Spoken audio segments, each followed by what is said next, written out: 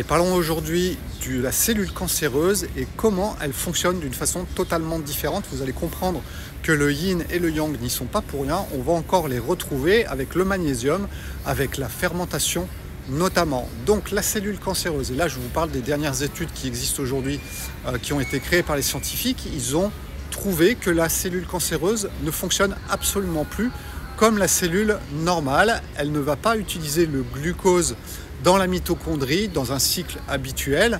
Elle va fermenter le glucose pour créer ensuite de l'énergie. Vous voyez, c'est un processus qui est totalement différent de la cellule normale.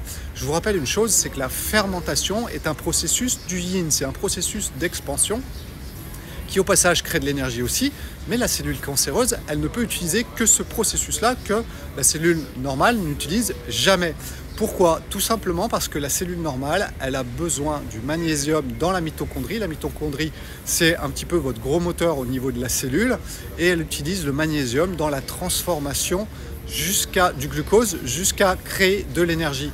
Que se passe-t-il exactement? Eh bien, il n'y a plus de magnésium dans vos mitochondries et du coup, les cellules s'adaptent. D'accord? Ce n'est pas une méchante la cellule cancéreuse, c'est juste une cellule qui s'adapte dans un autre mode de fonctionnement qui va être un mode de fonctionnement de fermentation, d'expansion du yin.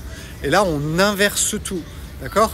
On n'est plus dans le mode de système où c'est la cellule qui crée, grâce à une forme de combustion, le feu, le yang, l'énergie, mais c'est l'inverse, c'est la fermentation. Donc vous voyez, on a complètement opposé un mode de fonctionnement d'une cellule normale jusqu'à une cellule cancéreuse qui est la force d'expansion et donc la force de la disparition, parce que la force de la mort, c'est la force de la dispension, si on peut dire, expansion jusqu'à devenir un tout petit bout, et puis ensuite de la poussière, et ensuite plus rien, et la boucle est bouclée avant de se recontracter et recréer la vie. Voilà, ça fonctionne comme ça.